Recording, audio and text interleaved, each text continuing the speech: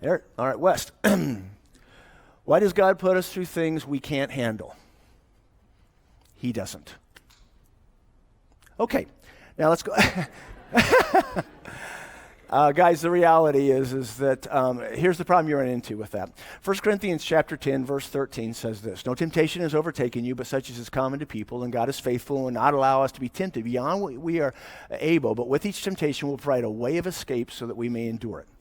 So he very clearly said there that we will in fact never be put in a situation where we have more problems or more temptations than we can bear. And so he doesn't do it. And I know what, I'm guessing I know what you're talking about. There are moments that life is so amazingly overwhelming. I felt that way when my first wife passed away. I felt that way a couple times with some of the things here at the church, just overwhelming.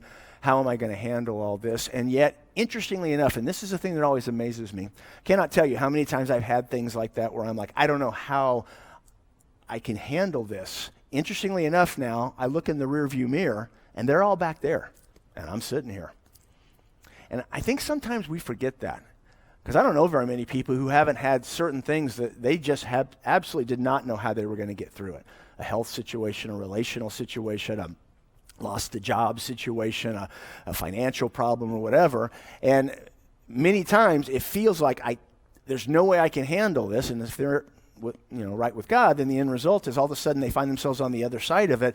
And we have this thing where we just kind of wipe our memory a little bit. And the next thing hits us and we freak out. That's one of the reasons that I know, a few months ago when Jake was teaching, he mentioned a pile of rocks.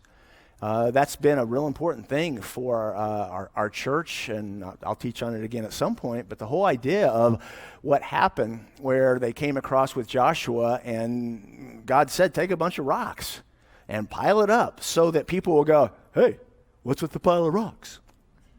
So that then you have to go, oh, well, here's what happened here. Here's how God led us across here. Here's how he defeated our enemies. So the idea was, by definition, we naturally forget things we ought to remember. And so, honestly, you sitting in front of a computer for 30 minutes, just remembering all the different things that God has done, things you had no idea how you were going to get through, and gosh, here you sit and you're still surviving, is a great reminder when you find yourself in a horrible situation, I don't know how to move forward, and all of a sudden, take a moment, read through your pile of rocks. It is shocking how much better you feel. When you look at that much in the rearview mirror, especially when you've got a few years on you like I do now, and that much in the rearview mirror says a lot. And all of a sudden, you're like, you know what? I think God's got this. The other thing that I think is important, and again, I don't know what you're going through right now, but the thing that I've always thought is fascinating, always, is when all through the Old Testament, you see numerous times where God made it very, very clear what was going to happen in various nations. All right, nations. He talked about the Assyrians. He talked about the Nabateans. He talked about the Babylonian Empire and what would take place. He had various things about the Roman Empire. I mean, he had all of these things that he said would happen, and all of them happened exactly like God said it would happen. Exactly. It's in our Facts Behind the Faith seminar. You got Petra. You've got a variety of things that we talk about.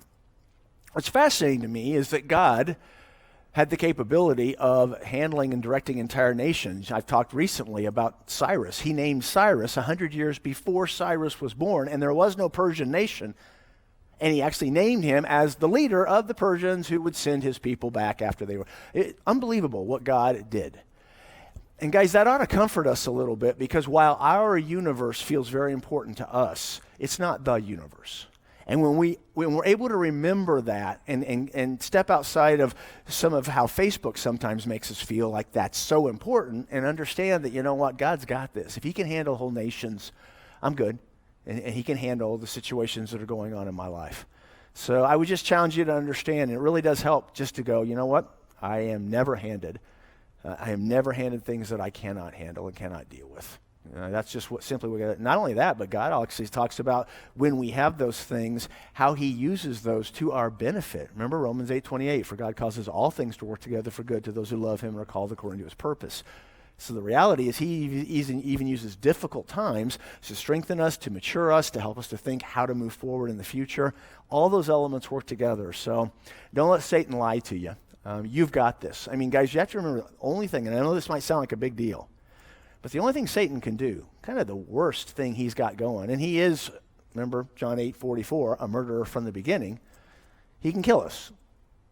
Well, if we're right with God, we go straight to God, so that didn't work out too well, did it? There's one more he can't try and tempt away from God.